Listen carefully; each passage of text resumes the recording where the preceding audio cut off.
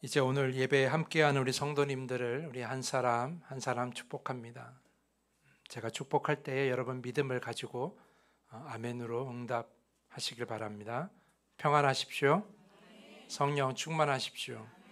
이 시간의 말씀 또한 예배의 시간을 통하여서 여러분을 부르시는 그 주님의 음성을 분명하게 듣고 그 음성을 따라 온전히 따라가기를 간절히 축복합니다. 말씀을 묵상하다 보면, 말씀을 이렇게 읽다 보면 이해하기 어려운 본문이 있어요. 목사인 저도 말씀이 좀 이해하기가 어려워서 또는 우리의 현실과 잘 맞지 않아서 좀 설명하기 어려운 부분들이 가끔 있어요. 오늘 본문이 그런 본문 중에 하나입니다. 오늘 본문에는 예수를 따르고자 했던 이름 모를 세 사람이 등장합니다. 57절과 58절에 보면 첫 번째 사람이 등장하는데 그는 예수를 보고 주님 어디로 가시든지 따라가겠습니다 라고 말을 하죠. 그러자 주님께서 이렇게 말씀하십니다. 여우도 굴이 있고 하늘을 나는 새도 보금자리가 있으나 인자는 머리 둘 것이 없다라고 이렇게 말씀하십니다. 아마 그 사람은 예수님을 따르지 않은 것으로 보입니다. 예수를 따르는 길에는 희생이 필요하다라는 것, 그래서 쉽지 않다는 걸 예수님께서 가르쳐 주신 거죠. 아마 그 사람은 예수를 따르는 것을 너무 쉽게 생각했거나 또는 본인 스스로 희생할 마음이 없거나 또는 그런 것들을 따져 물었기 때문에 아마 예수님께서 이런 말씀을 하신 것으로 보입니다. 그런데 이 이야기는 우리가 쉽게 이해할 수 있어요. 왜냐하면 예수님께서 십자가를 지셨잖아요. 그리고 예수님께서 말씀하시기를 나를 따르는 것은 좁은 문을 통과하는 것이고 좁은 길을 가는 것이라고 이미 말씀하셨기 때문에 이건 충분히 우리가 이해할 수 있는 그런 내용입니다. 문제는 두 번째와 세 번째 사람이에요. 59절과 60절 말씀에는 두 번째 사람이 등장하는데 여기서는 예수님께서 먼저 그 사람에게 나를 따르라라고 말씀하시죠. 그러자 그 사람이 이렇게 말을 합니다. 나로 먼저 가서 내 아버지를 장사하게 허락하옵소서. 따르지 않는다는 건 아니었는데 해야 할 일을 먼저 이야기한 거예요. 그러자 예수께서 이렇게 말씀하십니다. 죽은 자들로 자기의 죽은 자들을 장사하게 하고 너는 가서 하나님의 나라를 전파하라 라고 말이죠. 이 말씀을 좀 온전하게 이해하기 위해서는 그 당시의 장례 절차를 우리가 먼저 이해해야 합니다.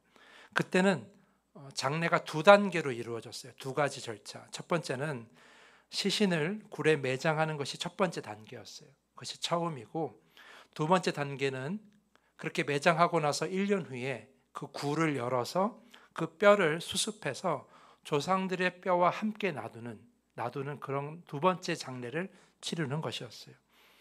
오늘 본문 속에서 요구한 장례는 이 두 번째 단계, 두 번째 장례를 의미하는 거죠.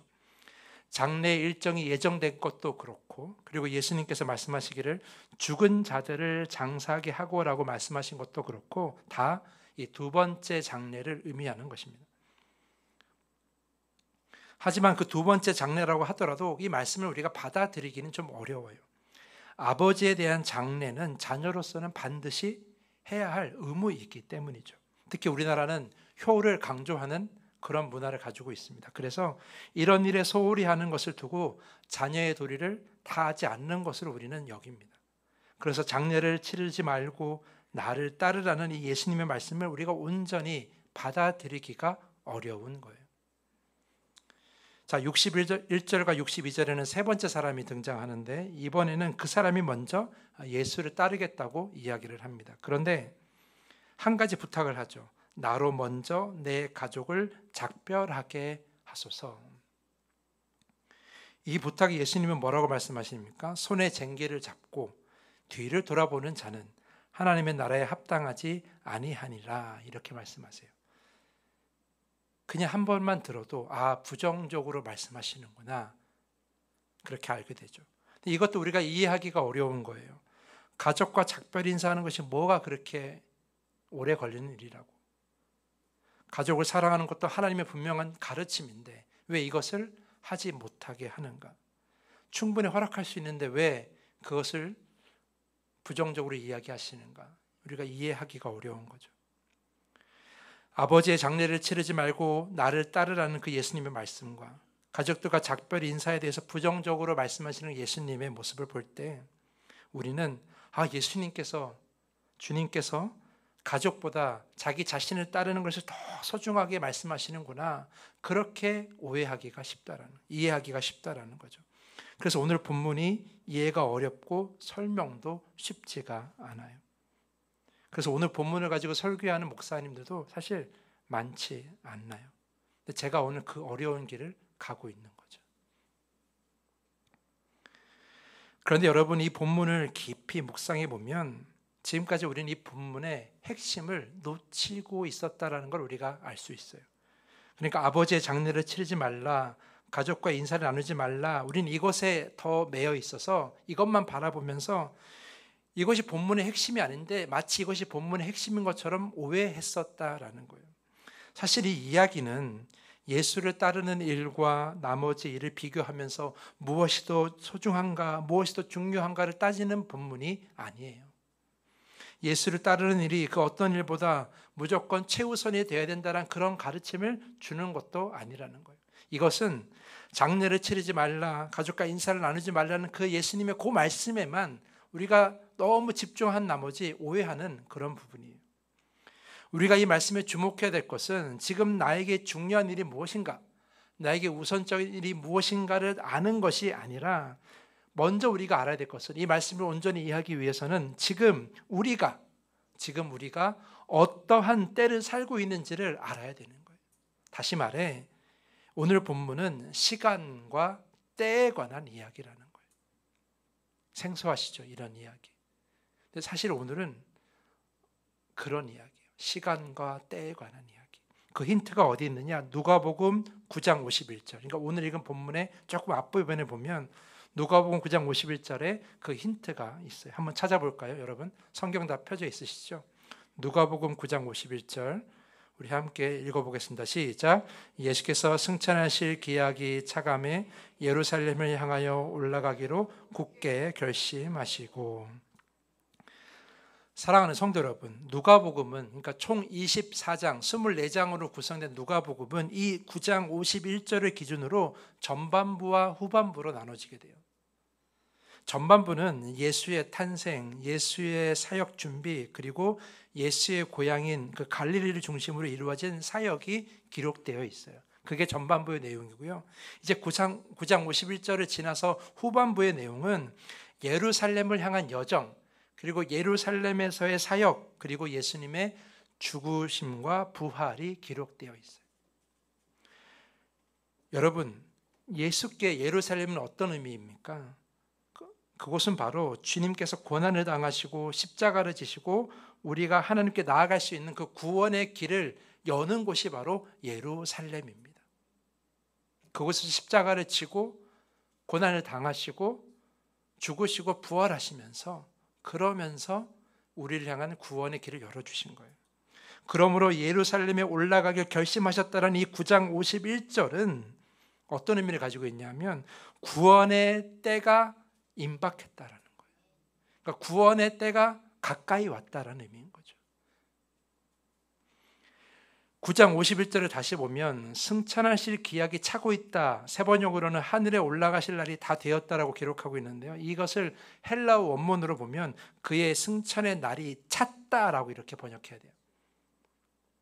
날이 찼다, 결국 쉽게 얘기하면 때가 되었다라는 거예요. 때가 되었다. 어느 때가 되었습니까?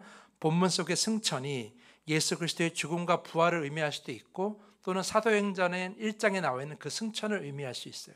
두 가지 다 우리가 종합해 보면 예수 그리스도께서 이루실 구원의 날이 다가왔다라는 거예요.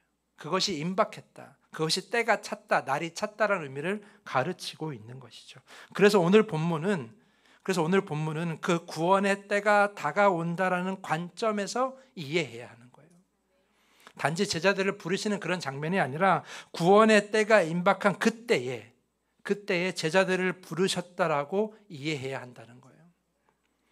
사실 예수께서는 사역 초기부터 이 임박한 구원의 때를 선포하셨죠. 마가복음 1장 15절이 대표적인 말씀인데요. 때가 찼고 하나님 나라가 가까이 왔으니 회개하고 복음을 믿으라. 하나님 나라가 가까이 온 거예요. 회개할 때가 가까이 온 거예요.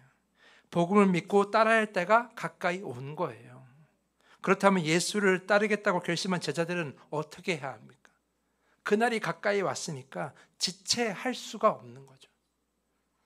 여유 부릴 때가 아닌 거예요.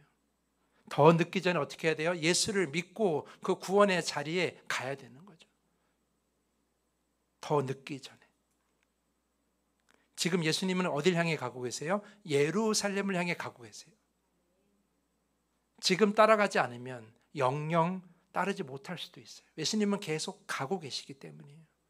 지금 따라가지 않으면 그 구원의 때에, 그 구원의 자리에 머물지 못할 수도 있는 거예요. 예수는 지금 그 구원을 이루기 위해 예루살렘에 오르고 계시기 때문이에요. 그런데 오늘 본문 속의 세 사람은 그 임박한 구원의 때를 전혀 알지 못했던 거죠. 그래서 여유를 부리고 있었어요. 예수를 따르는 일이 힘들지 않은지 그걸 따지고 있었고요. 예수를 따르기 전에 처리할 일이 먼저 생각나고 있었고요. 예수를 따르기 전에 다른 이들과 작별 인사하는 것이 먼저 생각났어요. 그것이 문제가 아니라 그들에게 임박한 그 구원의 때를 알지 못했기 때문에, 그래서 마음의 여유를 부리고 있었기 때문에 그 모습이 예수님께는 너무나 답답해 보였던 거예요. 그래서 오늘 같은 말씀들을 하신 거죠. 왜냐하면 지금 아니면 늦기 때문이에요. 사랑하는 성도 여러분, 여러분은 꼭 타야 할 그 버스가 여러분 앞에 있으면 여러분 어떻게 합니까? 빨리 가서 타야죠. 그런데 정말 오랜만에 만난 친구 또 이웃이 있다면 그 친구와 이웃과 여유롭게 이야기 나누고 있겠습니까? 아니에요. 무조건 어떻게 해요? 버스를 타야 되는 거예요. 꼭 타야 하는 버스가 앞에 있는데 내 신발끈이 풀린 걸 봤어요. 그러면 신발끈을 묶겠습니까? 아니면 버스를 타겠습니까? 버스를 당연히 타야 되는 거예요. 신발끈이 중요한 게 아닌 거죠. 꼭 타야 하는 버스가 내 앞에 왔는데 그 버스가 새 버스인지 아니면 오래된 버스인지 편한 버스인지 편하지 않은 버스인지 여러분 그걸 따지겠습니까? 당연히 따지지 않죠. 얼른 그 버스를 타야 되는 거예요. 아무도 그렇게 행동하지 않습니다. 바로 버스에 타야 되죠. 지금 타지 못하면 영영 원하는 곳에 이르지 못하기 때문이에요. 오늘 본문은 그 관점으로 이해해야 하는 거예요. 다가오는 구원의 때를, 임박한 구원의 때를 앞두고 나는 과연 여유를 부리고 있는가? 아니면 그 때를 놓치지 않기 위해 예수님을 따르려고 애쓰는가? 그 관점으로 이해해야 하는 본문이에요. 이와 비슷한 이야기가 구약 성서에도 또 있어요. 바로 소돔과 고모라의 이야기입니다. 창세기 19장을 보면 아브라함의 조카 롯이 가족들과 함께 사는 그 소돔이 고모라와 함께 하나님의 심판의 대상이 되죠. 그래서 하나님이 사자를 보내셔서 조카 롯과 가족들이 심판을 면할 수 있도록 미리 알려줍니다. 근데 그때 하나님의 사자가 이렇게 이야기를 합니다. 도망하여 생명을 보존하라. 돌아보거나 들에 머물지 말고 산으로 도망하여 멸망함을 면하라. 이렇게 이야기를 합니다. 그런데 롯의 아내가 도망치다가 어떻게 해요? 뒤를 돌아보죠. 뒤를 돌아보고 무엇이 됩니까? 네, 소금 기둥이 됩니다. 여러분이 잘 아시는 이야기예요. 근데 여러분들은, 이 성도님들은 이 이야기에서 왜 롯의 아내가 뒤를 돌아봤을까에만 집중해요. 그러면서 이런 이야기들 많이 하죠. 자신이 살던 화려한 삶을 그리워해서 뒤돌아봤다. 자신이 가지고 있던 재산이 아까워서 그랬다. 또는 구원이 아니라 과거의 삶에 너무 집착해서 그랬다 등의 여러 가지 이야기들을 하십니다. 여러 가지 해석을 이야기를 해요. 그런데 여러분, 이 이야기에서 롯의 아내가 뒤를 돌아본 이유를 굳이 알 필요가 없어요. 그건 별로 중요하지 않아요. 성경 어디를 봐도 왜 롯의 아내가 뒤를 돌아봤는지 그 이유에 대해서 나와 있질 않아요. 우리가 이 이야기에서 주목해야 될 것은 롯의 아내가 뒤를 돌아본 이유가 아니라 왜 하나님의 사자가 뒤를 돌아보지 말라고 했느냐예요. 그걸 알아야 돼요. 왜 돌아보지 말라고 했을까? 왜 들판에 머물지 말라고 했을까라는 거죠. 왜냐하면 심판이 임박했기 때문이에요. 반대로 말하면 구원의 때가, 그 구원의 시간이 얼마 남지 않았기 때문이죠. 돌아보는 것, 들판에 머무는 것, 이거 한마디로 뭘 하는 거예요? 여유를 부리는 거예요. 하지만 지금은 그럴 때가 아닌 거죠. 빨리 저 성에 들어가지 않으면 하나님의 심판을 받게 되어 있는데요. 그러니까 어떻게 해야 돼요? 뒤를 돌아보지도 말고 들판에 머물지도 말고 당장 저 작은 성으로 가서 구원을 받아야 되는 거예요. 여유를 부리다가는 구원의 때를 놓칠 수가 있다는 것이죠. 왜 롯의 아내가 소금 기둥이 되었습니까? 임박한 구원의 때를 보내면서 여유를 부렸기 때문이에요. 그래서 구원을 받지 못해 소금 기둥이 된 거죠. 소금에 무슨 의미가 있는 것이 아니라 소금 기둥이 되었다는 것은 그 구원의 자리에 들어가지 못했다라는 것이죠. 왜 그랬어요? 이 임박한 구원의 때를 보내면서 여유를 부렸어요. 그래서 소금 기둥이 되고 그 구원의 자리에 들어가지 못한 것이죠. 사랑하는 성도 여러분, 오늘 본문은 아버지를 장사하는 것보다 예수를 따르는 것이 더 중요하다는 가르침이 아닙니다. 가족과 인사하는 것보다 예수를 따르는 것이 더 중요하다는 가르침이 아니에요. 예수께서 우리에게 가르치고 싶으셨던 것은 우리가 지금 어느 때를 사느냐냐, 우리가 지금 어느 때를 사느냐를 가르치고 싶었던 거예요. 우리가 어느 때를 살아갑니까? 완전한 구원의 날이 임박한 그 때를 살아가고 있는 거예요. 주님 다시 오셔서 온전한 하나님 나라를 완성하는 그날이 임박한 때를 살아가고 있는 거죠. 마태복음 24장 42절에서 예수님께서 말씀하시죠. 그러므로 깨어 있으라. 어느 날에 너희 주가 임할는지 너희가 알지 못함이니라. 알지 못한다는 게 어떤 의미가 있어요? 그날이 임박한 것으로 생각해야 되는 거예요. 늘 그날이 지금일 수 있다는 걸 생각해야 되는 거죠. 그렇게 살라라는 거예요.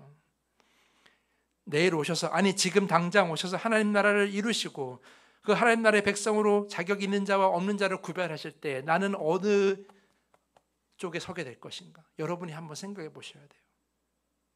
과연 나는 하나님 나라의 백성으로 될 자격이 있는가? 자신이 없다면 지금 따라가야 되는 거예요. 지금 당장 주님의 말씀에 순종해야 되는 거예요.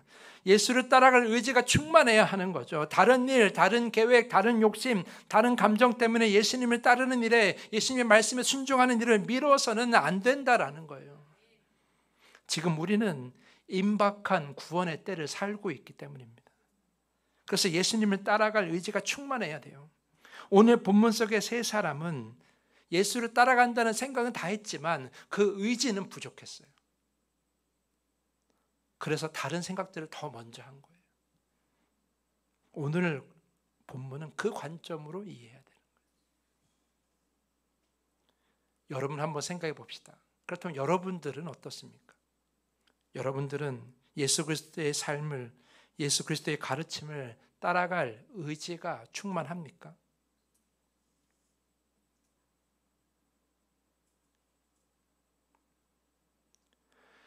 어느 날 우리 부목사님과 운동에 관한 대화를 나눈 적이 있어요. 우리 부목사님이 운동을 정말 좋아하시거든요. 양복을 입는 모습만 봐서 그렇지 그 양복 속에는 근육으로 다져진 몸을 가지고 계세요. 괜히 또 보려고 하지 마시고 그냥 그렇게만 알고 계세요. 근육으로 다부진 몸을 가지고 있어요. 그에 비해 저는 몸이 많이 불어 있죠. 안 보이는 뱃살도 많아요. 양복이 가려줄 뿐이죠. 그래서 제가 대화하면서 물었습니다.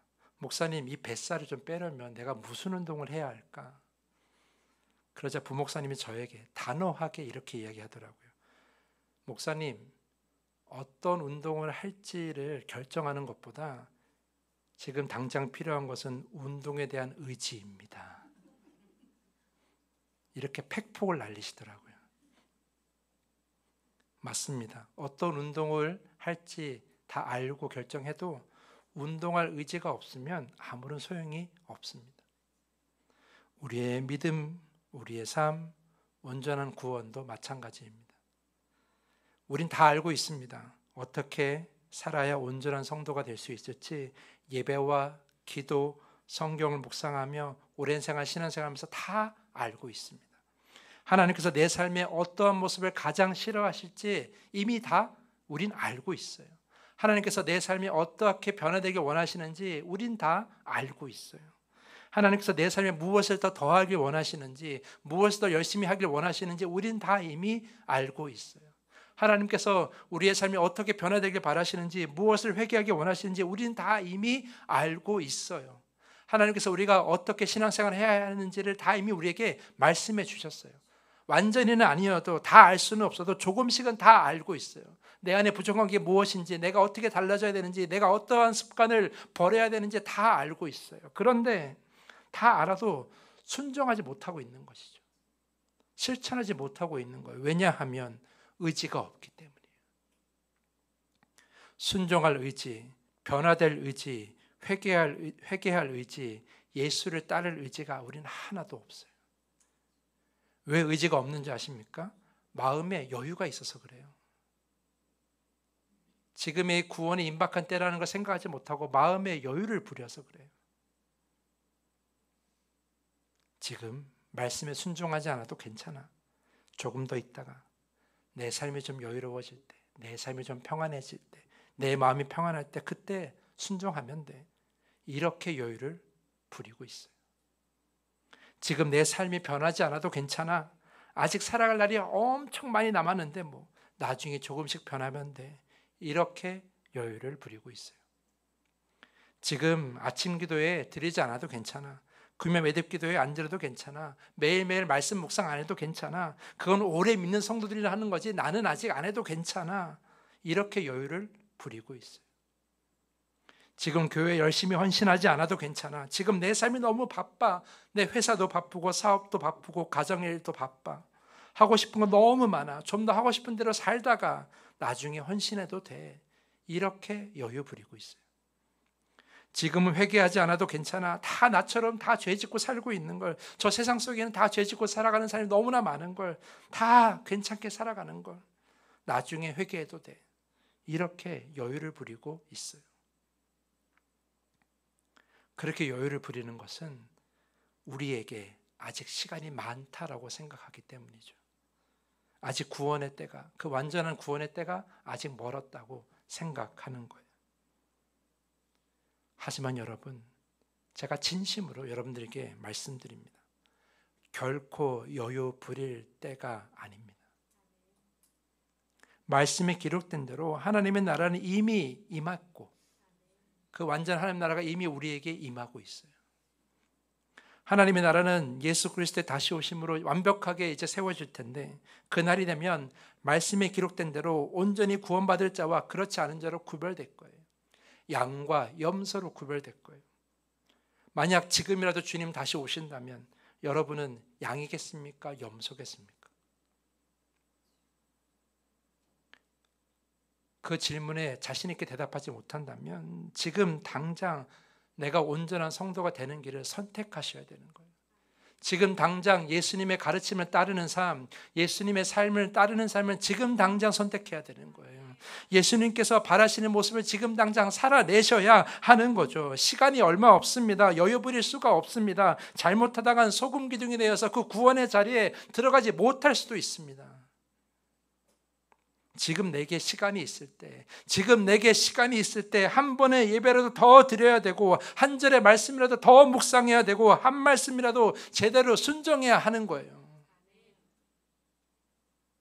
나에게 그런 간절함이 없고 의지가 없다면 나를 부르시는 예수를 지금 따라가지 않으면 영영 따라가지 못할 수가 있어요.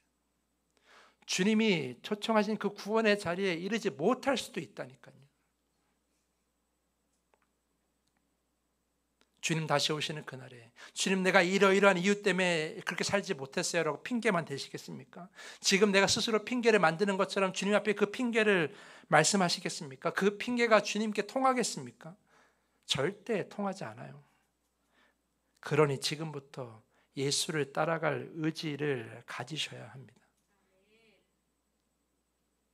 정말 강하게 가지셔야 돼요. 지금이 아니면 안 된다는 마음을 가지고 주님을 따라가시고 순종하셔야 되는 겁니다. 임박한 구원의 때를 알고 지금부터 예수를 열심히 따라가고 예수의 말씀에 귀를 기울이고 말씀에 순종해야 하는 겁니다. 그렇지 않으면요, 우리 인생은 온전히 갈 수가 없어요. 쟁기를 갈 때 앞을 보고 가지 않으면 뒤를 돌아보잖아요. 쟁기가 똑바로 가지 않아요. 지금 여유를 부리면 우리의 인생은 온전히 갈 수가 없어요. 지금 주님을 따라가야만이, 주의 말씀에 순종해야만이 온전한 길을 갈 수가 있는 거죠. 지금이 그때라는 거예요. 나중이 아니라 지금이라는 거예요. 사랑하는 성도 여러분, 그래서 저는 여러분 모두가 임박한 구원의 때를 살고 있음을 잊지 않기를 간절히 축복합니다.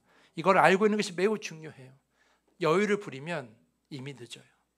여유를 부리면 변하지 않아요. 여유를 부리면 회개하지 않아요. 그러나 구원의 때가, 그때가 임박했음을 우리는 알아야 돼요. 그리고 그 안에서 예수를 따르는 간절한 마음이 여러분에게 충만하기를 간절히 축복합니다. 의지가 있어야 돼요. 예수님을 반드시 따라가겠다는 의지가 내 안에 있어야 되는 거죠. 그 의지를 만들려면 긴박한, 임박한, 얼마 남지 않은 구원의 때를 우리가 믿어야 하는 거죠. 이 믿음이 오늘 저와 여러분을 더욱 온전하게 할 것을 믿습니다. 그리고 구원의 날에 우리 모두 하나님 나라에서 만나게 할 것을 저는 믿습니다. 그때를 사모하며 사는 여러분 모두가 되기를 축복하면서 오늘 말씀을 마치겠습니다. 이제 말씀을 정리합니다. 여러분 노아를 잘 아실 겁니다. 비로 홍수로 세상을 심판하시겠다는 그 하나님의 말씀을 듣고 방주를 만든 이가 노아입니다. 그런데 여러분 노아가 얼마 동안 방주를 만들었을까요? 한 달? 2달? 1년? 5년? 성경에는 정확하게 몇 년 동안 만들었다고 기록되어 있지는 않지만 앞뒤 내용을 보면 약 50년에서 한 70년, 또 길게는 100년에서 120년 정도 우리가 볼 수 있어요. 어떤 의견을 따르더라도 짧은 시간이 아니라 긴 시간이에요, 여러분. 근데 그 긴 시간 노아는 그 임박한 심판을 믿었어요. 언제 비가 올지 몰랐지만, 언제 홍수가 낼지 모르지만, 그러나 노아는 그 하나님의 말씀을 믿고 그때가 곧 올 거라고 믿고 방주를 만드는데 온 힘을 쏟았어요. 의지를 가지고 방주를 만들었어요. 주변에서 미친 사람이라고 그래도 신경 쓰지 않고 방주를 만들었어요. 노아는 구원의 때가 언제인지 몰랐지만 그것이 바로 올 것을 믿고 그래서 방주를 의지를 가지고 열심히 만들었어요. 그렇게 노아가 보낸 시간이나 지금 우리가 보내는 시간이나 저는 같다고 봅니다. 구원이 임박한 것도 구원의 때가 얼마 남지 않은 것도 다 같습니다. 그래서 우리에게도 그렇게 방주를 만든 것과 똑같은 그런 우리의 의지가 필요합니다.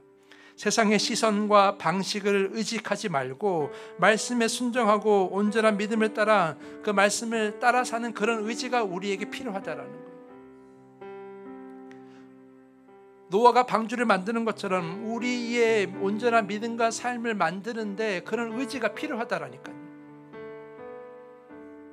그렇다면 우리는 무엇을 해야 하겠습니까? 나는 무엇을 해야 하겠습니까? 무엇이 달라져야 하겠습니까? 어떠한 모습을 버리고 어떠한 모습에 순종해야 되겠습니까? 주님께서 이미 성령님을 통해서 여러분들에게 다 말씀하셨어요. 무엇을 버려야 될지, 무엇을 따라 사야 할지, 내 마음에 내 삶에 어떤 변화가 있어야 될지 이미 주님은 다 말씀하셨어요. 이제 여러분이 임박한 구원의 때를 믿고 이제 의지를 가지고 지금 당장 그 말씀에 따라 여러분이 변하시면 되는 거예요. 지금 괜찮아, 한 몇 년은 괜찮아 이런 생각하면 나중에 후회하실 거예요. 주님 앞에 섰을 때 여러분 크게 후회하실 거예요. 지금이에요. 지금 변해야 돼요. 노아가 한순간에 쉼도 없이 바로 방주를 만들었던 것처럼 우리도 지금 당장 하나님을 믿고 예수 그리스도를 따라야 돼요. 이 시간 함께 말씀을 생각하며 기도하기 원합니다. 주님께서 말씀하셨듯이, 주님께서 나를 부르셨듯이